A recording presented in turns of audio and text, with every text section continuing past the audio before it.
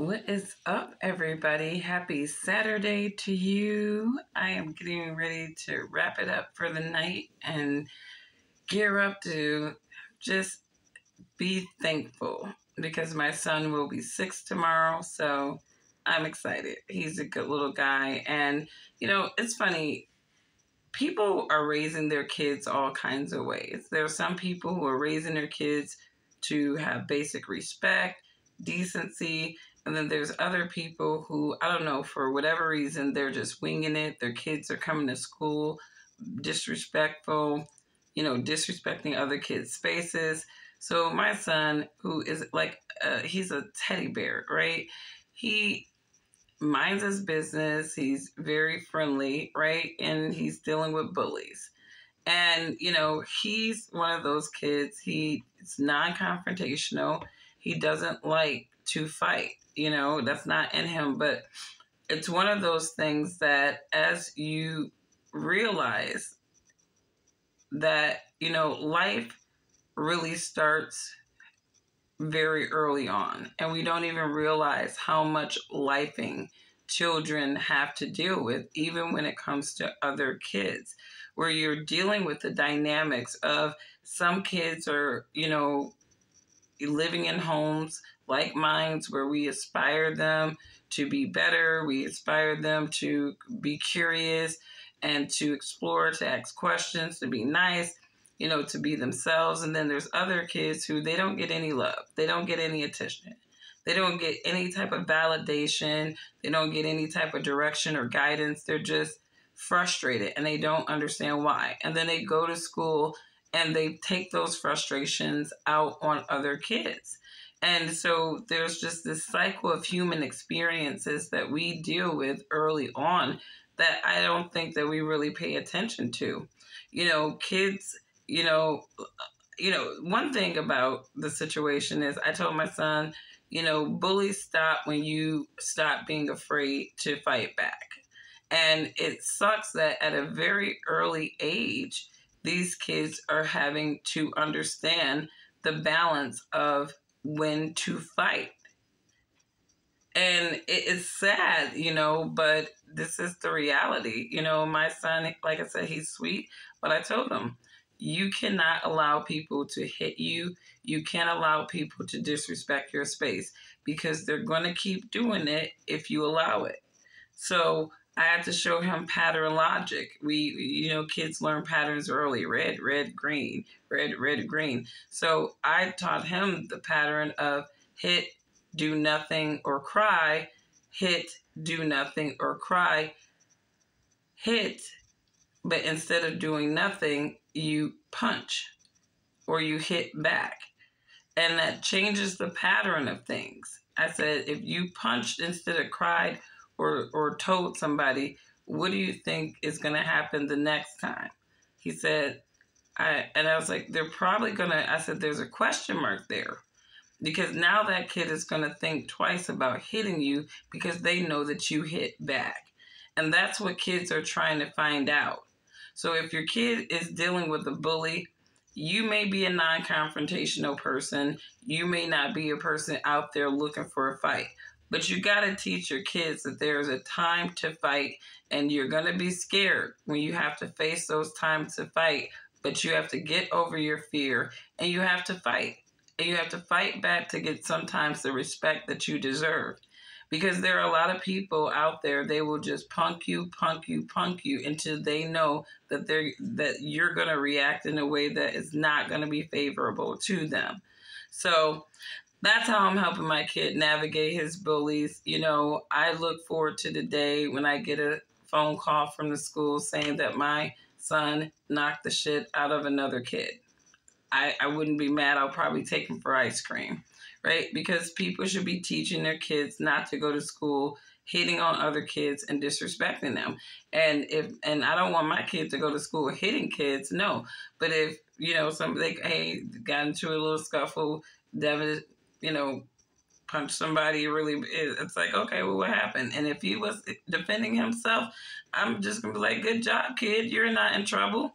If they suspend you, you'll be hanging out with mommy for a couple of days. But we don't play that. And you should never teach your kids to play that. right? They want the kids to tell, but no, these kids are saying, these are little lions. They want to know, are you a weakling or are you strong enough to be in this jungle? And some kids will test your gangster, and therefore your kids have to understand how to clap back. So we're breaking the fear of my son, but I'm trying to teach him that divine balance. Don't go around looking for a fight. Don't go around fighting people. Don't go around threatening people. But if somebody come up to you just like that, there is nothing to say. Just knock them out. Just knock them out. And hey, you raise your kids the way you want to raise your kids, but I'm not going to raise my kids to be punks and letting people punk them. I don't believe in that at all. And neither does his father, who is like Joe Jackson in this situation. He like, you better, like, I'm like, no, don't, like, one punch is good enough, kid. You can send a message with one punch, you know? So his dad and I were on the same page, but they were not on the same page. He's like, I'm on the extreme level, you know? Like, you know how dads are. But, you know, but that's what we're dealing with. But off that was my little personal spiel for what's going on in my life. But I'm excited. My dude's about to be 6. He's growing. He'll get it all figured out. Kids have to deal with this. It's like they're in a jungle, just like we're in a jungle, dealing with these weird, demonic, hyper emotional, irrational, and insecure adults. The kids got to deal with the same thing, and we can't be there to protect them all the time. So all we can do is just protect them, or by teaching them to protect themselves. But anyways, I was catching this rant from Cardi B. And, you know, I said this in a video a while ago that we're probably going to hear some sob stories, some coming to a new beginning story for Cardi B. And I said this months ago, you know, because her career was not doing well. You know, she's been featured on a lot of things. And really, some of them kind of did well to push the artist that was on the feature, but not too much. And it was really these features where she jumped on a lot of female rappers songs, and she pretty much like eliminated them. She didn't help them. She kind of just eliminated them. She just wanted to shine on somebody else's stuff because she's not writing her own stuff. She's been working on an album forever, right? Nicki Minaj, to her credit, this is her 5th album. We have not even gotten a 2nd album out of Cardi, and she's supposed to be a hot artist. And this is how you know that this person is not an organically good artist, because she's not really popping out the goods. You know, I think that she had a strong writing team behind her in the beginning of her career. They made sure that she was on some very hot features like Bruno Mars. But where the hell is Bruno Mars right now? I don't even hear anything about Bruno Mars, right? I don't follow the guy, but I don't hear anything hot about Bruno Mars at all, right? So it's like, you know, I think that she is now, again, in my opinion, using her very arranged marriage, you know, to sell albums. You know, her and Offset have been off and on for years. All we have been hearing about is this man cheating on her, right? And, you know, Cardi's playing the victim. Oh, I supported you. I loved you. I this, I that. You know, it's like she should have seen what it was, okay? First off, Offset was not some nobody before he met Cardi. Matter of fact, she was the nobody before she met Offset. We knew about the Migos before we knew about Cardi B. So I hated to hear people saying that, you know, Offset used her to elevate his career because she was the hotter artist. If anything, I think that their relationship was kind of a catalyst to both of them getting the come up that they did, right? Cardi had this Migo guy, right? This rapper, right? And they seemingly were like this match made in Bobby and Whitney Heaven Hell, right? And it just seemed to work. But, you know, then you start hearing the cheating, and then you start seeing Cardi morphing in her face, right? And one thing I don't really understand is these married female rappers, you know, being hypersexualized. And I often wonder how their men receive that. How do they receive their woman being just literally sexualizing herself in front of just millions of men. And I don't really think Offset respected Cardi. I really don't. I don't think that Offset really respected her. And I think that, as she revealed her own insecurities, I think that he understood how to leverage that too, because Offset was cheating on women that Cardi would be intimidated by. I mean, I'm talking significantly more attractive, not natural face women. I mean, Cardi's face has changed so much that it's kind of like, I thought for a minute the industry was really trying to morph her into Nicki Minaj, because she's looking so much like Nicki Minaj these days. I mean, the way that she has her feelers, it's like that face she has now does not look like the same face that she had before, and it's constantly evolved into this Nicki Minaj-esque face. And it's like, are you going to feel yourself into every woman that intimidates you? Because this is weird. And mind you, I am a natural woman. I don't have any fillers. I don't do that stuff. I'm kind of scared of that stuff. So I will age however I age, but I am not getting that stuff. I've never had surgeries, and I never will. No shade to anybody that does. I just don't want to do all that stuff to me and risk anything at all. But off of that, Offset did not respect her.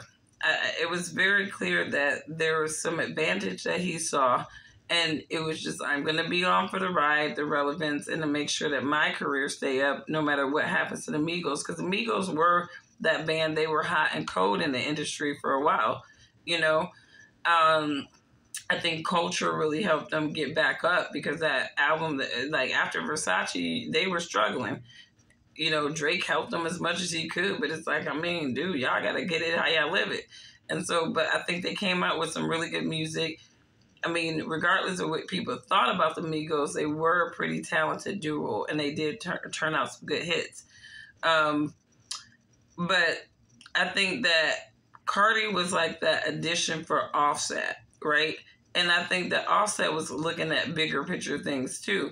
Like, I'm sure things within the Migos was not going as well as he probably wanted to publicly say. So I'm sure he was planning on his solo career. It's like, okay, I got this Cardi B. I could probably do this with a solo career, right? And when Takeoff died, I mean, that was really kind of like that thing where Offset needed to figure out what to do. So it's like he needed to drop an album. And regardless of what you think about Offset, I'm going to have to give a dude his credit. He's not, he is talented. He is not one of these dudes where he doesn't have some lyrical, content to him. Like, I definitely think that Offset is not one of those mediocre guys. I just think that he's a goofy dude sometimes too. But I definitely think he's just one of those snake dudes that is very strategic, right? And Cardi was a strategy for as long as she could be a strategy. But now there's really not much, that he can get from her if her career is flopping.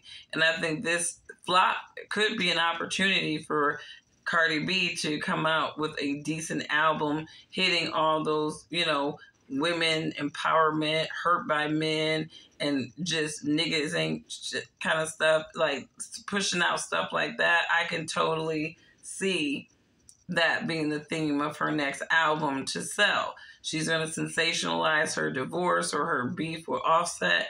It doesn't really benefit her career to go after Nicki Minaj any longer. She's seen what that could do for her, and even Atlantic Records have seen what just Cardi prioritizing Nicki Minaj and subliminals will do for her career, no matter how hot she is.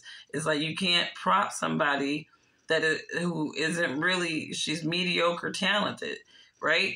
She can shake her ass. She's not like not talented. She's just mediocre talented. And rap game rise, it's like still mediocre there, right? And I think she's kind of sold herself out a little bit too. If she would have stayed with the mixtape Cardi, she would have did well. But she kind of got goofy along the way. I'm not sure which image of her, which face of her to believe anymore. So I think that's why we're seeing that era of Cardi B kind of wane out, because it's like she has to play victim now. And that's a contradiction to people when you rapping about being this tough chick, this bad chick, this chick or whatever, but you playing a victim because things are not going your way, right? She was throwing shots at Nicki Minaj all year long, and now she's playing a victim, right? So I think another thing between Cardi and Offset is when you look at the net worth of the two of them, Cardi is worth more than Offset. He ain't broke, but he doesn't have as much money as her. So that matters. Sorry, this piece of chocolate was looking at me. It was the last piece. I'm like, just eat it. It's so good. But I think that's what is going on with that. When you have your woman, and Cardi B is still hotter than Offset. Hotter than you. I do believe that that's intimidating for some men. And I think on top of not just overall respecting her, I mean, how can you respect a woman that is supposed to be your wife? And she gotta shake her ass in front of everybody. And then some guys, they've been with strippers, but even still, it becomes problematic no matter how secure they are with themselves or their relationship. When women are out there and they are the affection of other men, deep down, most men do not like that, no matter how much they want to act like they don't care. Men don't like other men coveting their women. And I think that could have been one of the things, too, that he probably didn't like, is because it's like she is always on Instagram and doing all this stuff for attention, and it could be for him, but who knows? There's other men that are looking and lurking and definitely thirst trapping for his wife, and he knows that. So let me know what you guys think. I think that Cardi needs to get off the internet. Her kids' friends don't need to know her and her baby daddy's drama. And I think that she needs to figure out what she's going to do with her career, because it's not going well. Shout out to Nicki Minaj. I know Billboard tried to sabotage your girl, but Pink Friday 2 looks like it's doing well. And I wish you much success in 2024 with your tour and that album. Bye.